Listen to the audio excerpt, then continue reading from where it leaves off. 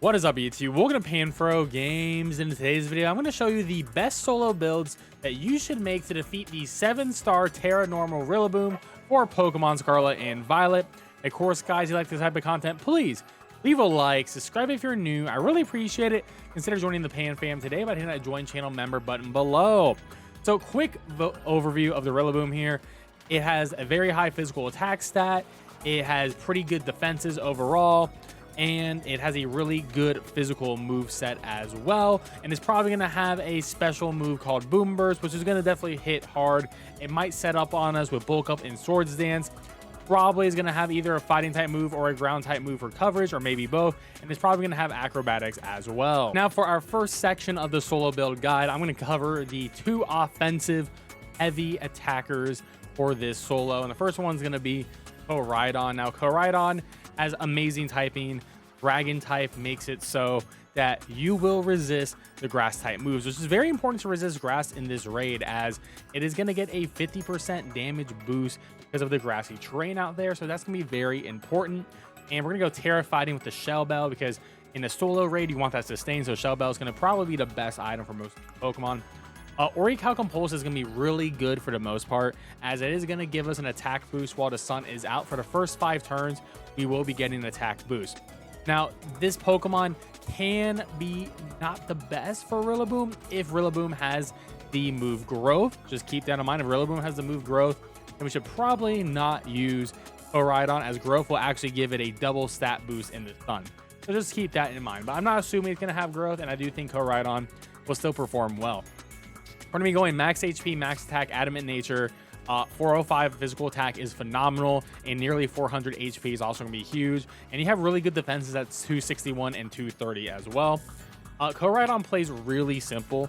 For the solo, you're going to want to drop some screeches in the beginning. You want to hit like 2 or 3 screeches in the beginning. You want to get that defense as low as possible.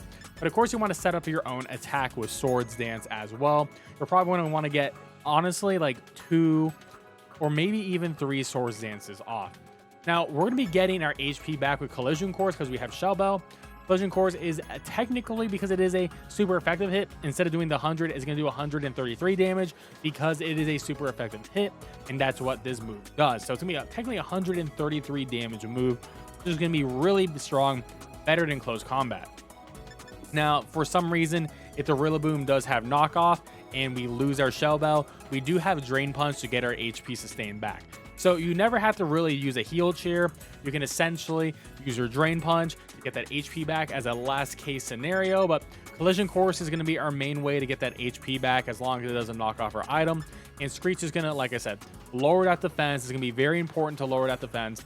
We'll just have to see when the stats will reset and when it'll remove our stat buffs as well. That's always the thing with solo builds. And of course, we'll make another build video when that raid comes out, and we'll update this. So then next up is Zapdos. Zapdos is going to be absolutely phenomenal. Now, I will say Zapdos, once again, has good typing, because the flying typing means you're going to resist the grass moves coming in, which is going to be very important. Now, I will say this, both Koraidon and Zapdos are both weak to acrobatics, which the RILLABOOM probably will have. Koraidon will take the acrobatics a lot better than the Zapdos will, but the Zapdos has something that the Koraidon doesn't, and that is a guaranteed defense drop and doing damage. So once again, Tera fighting, Shell Bell, max HP, max attack, adamant nature, and we have the ability to fight, which is really cool. If the RILLABOOM drops our stats, was like, let's say drum beating, which will drop our speed, our attack goes up by 2. So that could be really huge. So if it has drum beating instead of wood hammer and it ever procs this, then Galarian Zapdos is definitely going to be the best solo Pokemon. Now, the reason why Zapdos has a niche over Koraidon is Thunderous Kick. Thunderous Kick is a 90 damage fighting type move, but it always lowers the target's defense stat. So you don't even need to really set up, like maybe on turn 1 and use a bulk up to get your attack and defense up, which is honestly, I would probably recommend. There's a turn to set up after that. And then from there, Thunderous Kick. So a +1 Thunderous Kick is going to do a lot. And then the next turn, that RILLABOOM is going to be -1. And then you hit another Thunderous Kick, it's going to be -2. I do recommend using a PP max on this, so you can have as many Thunderous Kicks as possible. I think it maxes at 16, so that's going to be really important. And you're going to get Shell Bell recovery every time that Thunderous Kick hits. because you are attacking at the same time as dropping their defenses, you'll be able to Tera as quickly as possible and do even more damage as well. So this potentially could be the fast solo. Close combat is here as when the Pokemon's at -6 for the RILLABOOM. You may want to just hit that close combat to try to finish the fight when you have the Tera fighting. This may be the quick way to do it. And you don't really have a good move for the last slot, so maybe focus energy. You want to try to fish for a crit. And now for this section of the solos, we have the bulky offensive threats, and we have 3 of them. Zamazenta is gonna be our first one, and I do recommend Tera fighting, of course, and then the Rusted Shield. Now the Rusted Shield is important. It gives Zamazenta its crowned form a big boost to its stats, especially defensive stats, and it gives it the Steel typing. Steel's great because Steel allows you to resist normal and grass, which is going to be the dual stab move of this RILLABOOM. You will be weak to fighting and ground. However, that doesn't really matter too much to Zamazenta because we're going to be setting up with Iron Defense.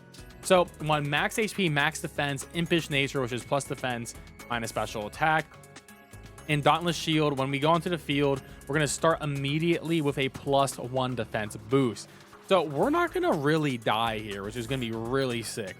And essentially, Zamazenta is just going to use Iron Defense 3 times in the beginning. We're going to get to +6 defense. At +6 defense, we're essentially not threatened by anything. The scariest move that RILLABOOM will have when we're at +6 defense is going to be Boom Burst. And we already resist Boom Burst, so it's not going to be that bad for us, and we already have naturally high special defense. Now, Body Press does damage based on our defense stat. So at +6 defense with a max defense plus defense nature, Body Press is going to do a lot, and it's going to be stab and super effective. Of course, Tera fighting on top of that is going to be a lot of damage. Now, you could additionally put up a Reflect as well. Not necessary. Reflect's only going to last 5 turns, and I do think Iron Defense is going to be better, but if you want to put a Reflect up, you can. And you honestly, for this last slot, there's really not much you can put here that Zamazenta would really need that would change anything. Honestly, all you really need is Iron Defense and Body Press. And once again, you want to PP max Body Press just so you do as much damage as possible. You could put Close Combat in that last slot as well. You could potentially put Howl if you want to boost up the rest of the AI party, but I don't think that's necessary. You just want to use Body Press and Iron Defense and just keep on hitting until you win. Now, the downside of Zamazenta is you don't have healing. There is no healing. Your item slot is taken, so no Shell Bell. You don't have a healing move. So that is the big minus against Zamazenta. You are the strongest Body Press user, but you don't have any sort of healing method within your kit. So you have to use Healing Spears. Now, our next option for a Body Presser is going to be Corviknight. And Corviknight is probably the most special of the 3 Body Pressers I want to showcase here. So we're going to be using Wide Lens, and we're going to be using Tera fighting, of course, because we want that stab Body Press. Max HP, max defense, Impish Nature. Mirror Armor doesn't really matter as your ability. Maybe we'll get like a speed drop on the RILLABOOM. Doesn't really matter. The reason why we want to use Corviknight here is one, Corviknight is flying and steel. You quad resist grass, and you resist the normal moves, and you're immune to any sort of ground type moves, and you're neutral to fighting. Corviknight defensively is absolutely the best Pokemon for this raid. Now, you may technically be the weakest Body Press user out of the 3 here, but you're the only one with Screech. So you can actually use Screech and do a lot of damage with Body Press because, you know, you're using your defense stat versus their defense stat, and you're going to do so much damage. And you don't actually need a Shell Bell or any sort of healing because you resist everything so well, and you're going to have so much bulk from the Iron defenses that you just need to make sure your Screeches hit in the beginning. So I would recommend, if you're soloing Corviknight, try to get like 2-3 Screeches off in the beginning. You have 94% accuracy to hit these Screeches, so hopefully hit all 3. Then once you hit them all, use 3 Iron defenses and then start Body Pressing your way to victory. And then once you get your 3 Body Presses in, Tera fighting, and then you should be able to win. Last move I have is Taunt. You can replace this with Roost if you want healing, but I think Taunt may be better because the RILLABOOM may have bulk up, and that could be problematic, especially increasing its defense, so that could be lame. It could have Leech Seed, so that could be lame too. So this is like to prevent those options. And our last Body Press user is going to be Orform, and Orform's going to be pretty cool. It's going to be Tera fighting once again. And I'm going to have the item Black Belt because Unfortunately, we don't have natural stab with body press, so I think we want a little bit more damage, and I don't want to use life orb because I don't want to remove any of our HP. So we'll just keep that in mind. And we're gonna be able to max HP, max defense, impish nature, and we have the ability Earth Eater. If we're hit by a ground type move, which RILLABOOM may have, and I still think it's gonna have Stomping Tantrum, we're gonna recover our HP, which is gonna be pretty huge, honestly. So that's a free heal from the RILLABOOM, which is why I don't think we really need a healing item if the Pokemon could potentially heal us. Similar strat, Iron Defense 3 times, and then start spamming Body Press, and of course use a PP Max on Body Press, so you have 16. We also have Mud Slap. So if you want to like make sure you have a lot of survivability, you can use a couple of Mud Slaps, drop that accuracy on the RILLABOOM, because the scariest thing it's going to hit you with is going to be a Boom Burst, because Core Form doesn't have the best special defense, but you know, if you make it so it misses, then you're going to be totally fine. Once again, you don't have any sort of natural healing, but keep in mind that, you know, we're going to have grassy terrain up for the first 5 turns, so that's going to give you 1/16 health. If it hits you with a ground type move, it's going to heal you back. And worst case scenario, use a heal cheer. And you're going to have so many iron defenses up that, like I said, the only thing that can really hurt you at this point is going to be like a critical hit Boom Burst, which, you know, honestly, you already resist it. And so I think it'll be okay. But those are the 5 builds that I recommend for the solo on this RILLABOOM. Let me know in the comment section below what Pokemon you want to use for soloing. I did look into stored power users like Galarian Slowking.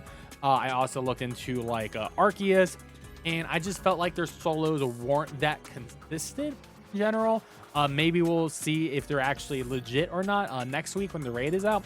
Of course, I'll do my own research on that and let you guys know if I find out.